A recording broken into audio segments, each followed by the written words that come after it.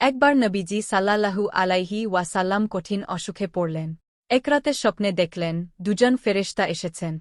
একজন বসেছেন তার শিয়রে, আর একজন পায়ের কাছ। দুজনের মধ্যে কথোপকথন শুরু হল এভাবে, এর কি হয়েছে? ইনি অসুস্থ। কি অসুখ? জাদুগ্রস্ত। কে জাদু করেছে? ইহুদি লাবিদ ইবনে আসাম। কিভাবে? চামড়ার ফিতায় জাদুমন্ত্র করে পাথর চাপা দিয়ে রেখে দেওয়া হয়েছে অমুক কূপ।